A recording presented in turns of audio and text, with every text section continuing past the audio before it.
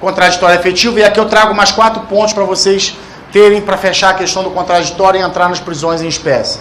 Oportunidade de postular prova de igualdade de oportunidade, condições do órgão acusador, quanto à hipótese acusatória levantada. Possibilidade de impugnar a decisão, participação e assistência na produção da prova, controle da racionalidade da decisão. Basicamente, são 4 pontos que confirmam os 4 anteriores, por isso que eu passei um pouco rápido, porque eu quero entrar especificamente no quesito das prisões. O que nós temos hoje na prática? Nós temos hoje praticamente 2 tipos de prisões. Prisão pena, que decorre da sentença, do cumprimento de uma sentença. A prisão cautelar, que se subdivide em 3 espécies: flagrante, temporária e preventiva. Eu vou deixar a temporária um pouco de lado e vou me ater mais ao flagrante e à preventiva, que é o que mais nós temos de consequência, justamente por ter a audiência de custódia entre o flagrante e a preventiva hoje na nossa realidade processual. Muito bem. Com relação ao flagrante especificamente, eu sei que isso gera muita polêmica, embora eu adore uma polêmica, mas isso é um problema sério. Talvez aqui não, mas em outros lugares eu já fui quase apedrejado por isso. Mas nós temos que reconhecer muitas coisas, dentre elas, um problema estrutural que nós enfrentamos, que é a questão da polícia militar. Por isso que eu falo que é uma questão estrutural. Se vocês pararem para pensar, todos nós aqui que passamos pela graduação de Direito, nós fomos aprender flagrante delito, prisão em flagrante delito, lá para o 5º, 6º período da faculdade, não é isso? Quando a gente vai estudar processo 1, ok? Então lá quando a gente vai estudar processo 1, a gente vai aprender prisão em flagrante delito. Se vocês pararem para pensar, qual o grau de escolaridade exigido para concursos da Polícia Militar? 2º grau, ensino médio, né? Eu sou da época do 2º grau, ensino médio. Não se exige conhecimento técnico do que é o flagrante delito para você ser policial militar. E eu sei de todos os argumentos do tipo, mas vai aprender na academia, só vai para a rua se ele for aprovado no curso de formação. Vejam, a partir do momento que toma posse, é policial militar. Em uma normalidade de segurança pública, certamente esse concursado para a Polícia Militar vai passar pela academia, vai ter o treinamento adequado, vai aprender a atirar em tese, vai aprender o que é isso, o que é flagrante, como é que funciona, regimentos internos, normas internas da polícia, como que é a atuação, patrulhamento e etc, etc, etc.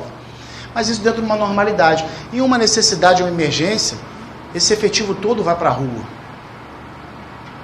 Se vocês pararem para pensar, de uma forma bem abrangente, bem genérica, o que a corporação Polícia Militar, representada por seus agentes, normalmente faz diariamente na rua? Prisões em flagrante delito. E eles praticam esse ato sem o devido conhecimento técnico que nós tivemos desde a graduação e continuamos estudando, que é um ato processual, embora não tenha processo, que será jurisdicionalizado hoje na audiência de custódia. E aí vem o grande problema e o grande embate do quantitativo de prisões e o quantitativo de relaxamento de prisões por conta de prisões ilegais. Para pensar numa coisa, nós já temos esse problema estrutural, onde nós temos um órgão, uma corporação, que atua com esse déficit teórico de conhecimento do Instituto. Se nós não tivermos o conhecimento aprofundado do que é o flagrante dentro de um contexto para se impugnar essa prisão, todas elas vão passar batido. Todas elas vão passar, serão chanceladas, e aí depois você vem com aquela decisão dizendo o seguinte: olha, se a decisão de judicial confirmou a prisão em flagrante, é porque corroborou o ato por lá praticado. Veja, prisão em flagrante delito hoje, por mais que vocês peguem os manuais, os livros, os resumos, agora os plastificados que ficam em banca de jornal, por mais que eles queiram dar inúmeras classificações para flagrante delito, prisão em flagrante delito está disposto no artigo 302 do Código de Processo Penal, ponto. Está praticando a infração, acaba de praticar, é perseguido logo após e encontrado logo depois. Esses são os 4 elementos caracterizadores de uma prisão em flagrante delito. Vejam, o ato prisional em flagrante delito é um ato que se divide em 3 etapas. Você tem a primeira etapa, que é a captura, que serve para impedir a consumação ou impedir que o autor do fato ali presenciado fuja. Segundo, a formalização dessa captura. E terceiro, a audiência de custódia, onde eu vou entrar daqui a pouco. Qual a questão nisso tudo?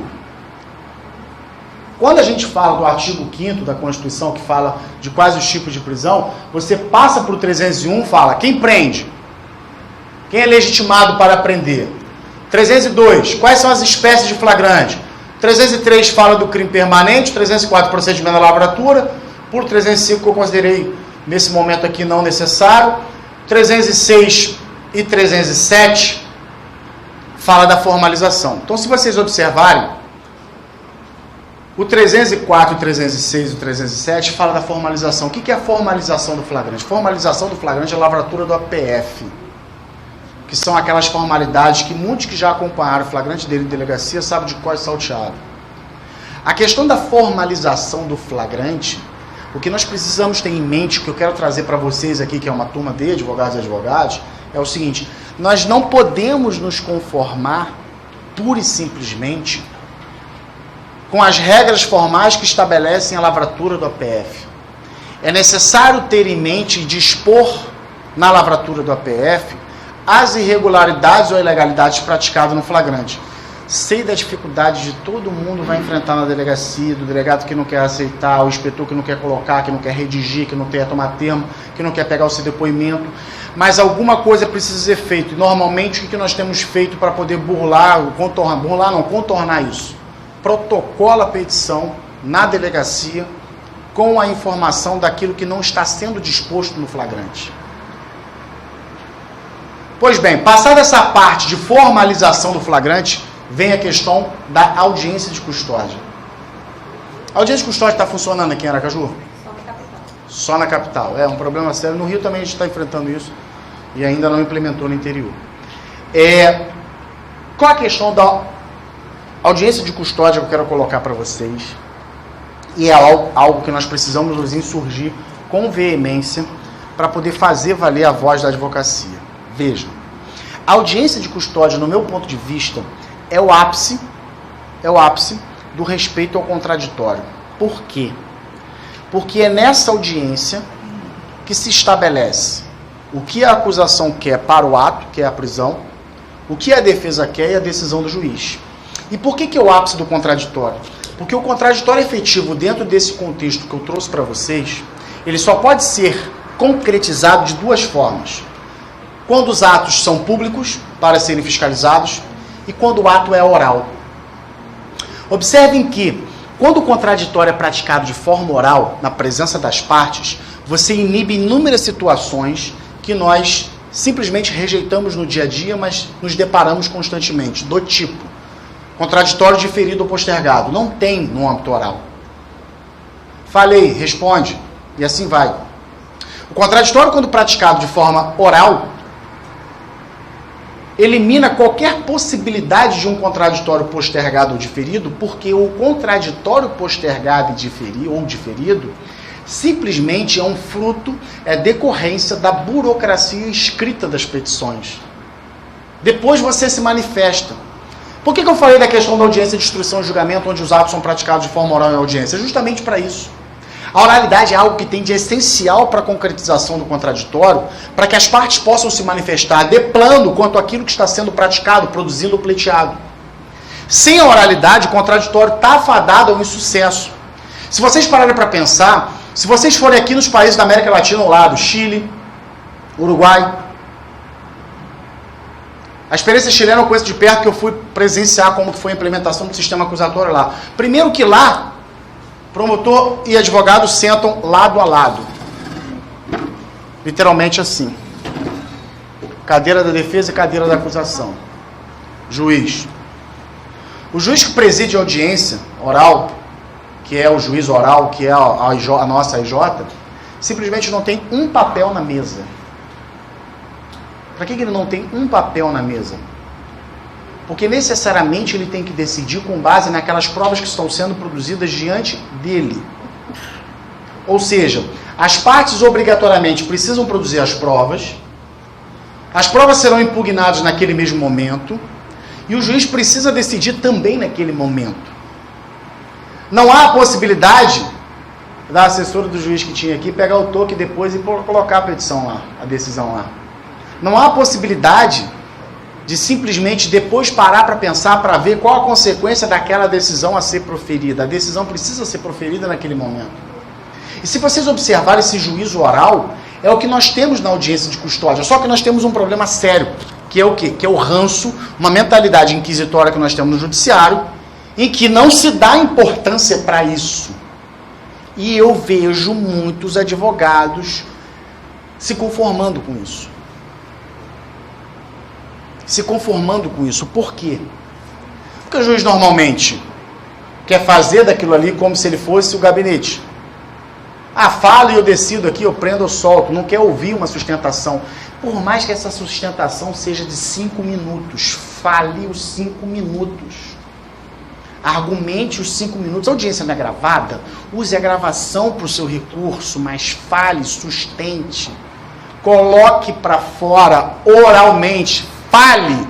Vomite na mesa tudo que você tem a dizer. Por mais que você saiba que será negado, mas isso vai repercutir no habeas corpus ou no recurso que você utilizar depois. Isso é um problema que nós enfrentamos diariamente, que é conformar com aquela questão daquele momento e simplesmente falar, estou cansado, não vou ficar aqui, o juiz não me ouve, fale, está sendo gravado. Aquilo você precisa usar. Aquilo precisa ser colocado em pauta no julgamento da apelação, do recurso, do habeas corpus, seja lá do que for, da reclamação no CNJ. É necessário que a oralidade seja entronizada no nosso processo. Nós precisamos acabar com essa cultura do papel. Nós precisamos acabar com essa cultura burocrata que emperra os processos. Parem para pensar nisso. Mas para isso nós precisamos estar preparados. Não adianta querer chegar na audiência e fazer alegações finais se você não estudou a porcaria do processo. E nós, como advogados, muitas vezes fazemos isso. Não, é melhor fazer depois, porque sempre passa alguma coisa batido, né? Melhor fazer alegações com calma, finais com calma no escritório.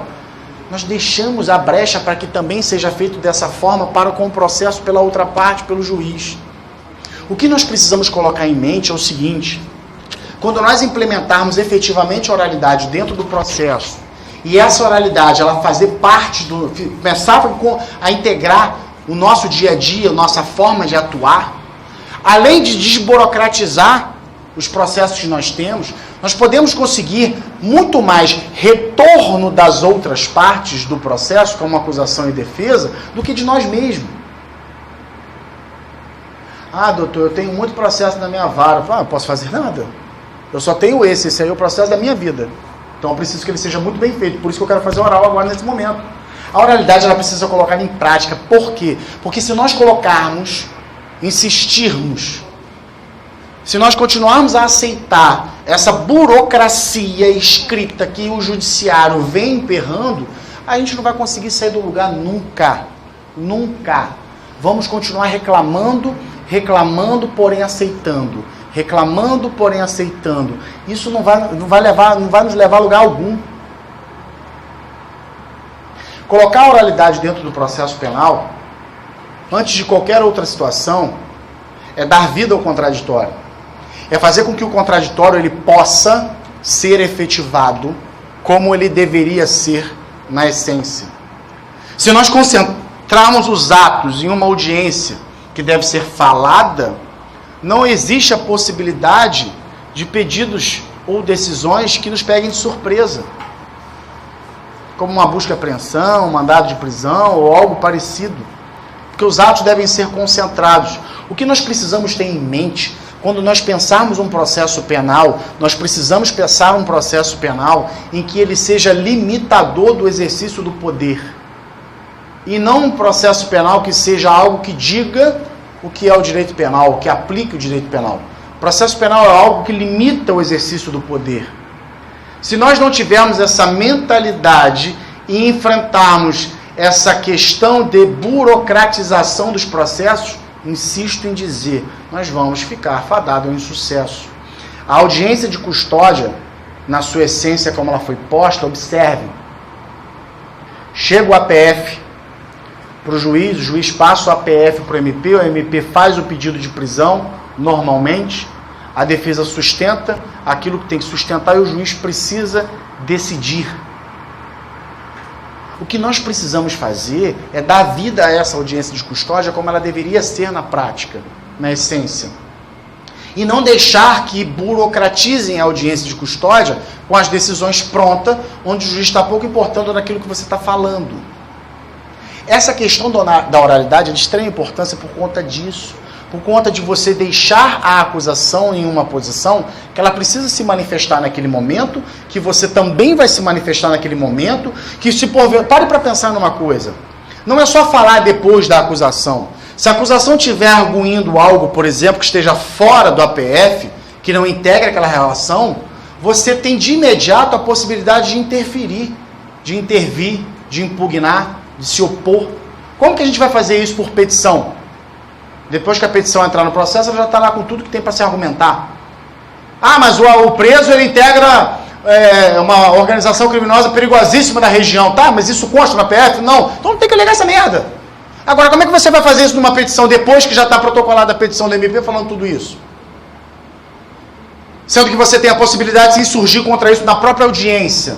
No momento que ele disser, você, opa, peraí, não, pela ordem, isso aí não consta nos autos. Isso não é objeto do processo. Isso não pode ser levado em consideração. Vejam, o que eu quero colocar para vocês, parem para pensar. Quem aqui já fez júri sabe que eu já experimentou isso. O que são os jurados? Tirando os catedráticos e de conhecimento notório, são pessoas que vão julgar sem saber do que se trata, com base naquilo que está sendo produzido naquele momento. Basicamente, a oralidade é trazer para todo tipo de processo e todo tipo de audiência essa lógica. Essa lógica de produção probatória naquele momento, onde a parte contrária pode impugnar o que está sendo produzido, seja porque o pleito é ilegal, porque a forma é ilegal, é irregular, porque o pedido não pode ser deferido, seja lá o motivo que for, mas a parte contrária ela tem essa possibilidade de impugnar. E isso é muito importante, porque isso não serve só para advocacia, isso serve para acusação também. Até se a defesa estiver fazendo algum pleito, algo completamente fora de uma normalidade, o órgão acusador pode se insurgir contra isso. Mas o que nós precisamos parar para pensar nesse momento é que nós precisamos pensar num processo que seja de acordo com o que a advocacia precisa para trabalhar e atuar. Nós precisamos pensar num processo penal em que a advocacia tenha voz e que essa voz seja ouvida, e essa voz a ser ouvida só pode ser proferida dentro de um contexto em que a oralidade esteja nitidamente presente e respeitada. Se não, repito, petições de 50, 100 páginas vão passar batido. E nós vamos continuar insistindo em fazer, porque ficamos na ilusão de que vão ler, sabendo que não irão ler, e assim vamos fingindo que o processo é democrático.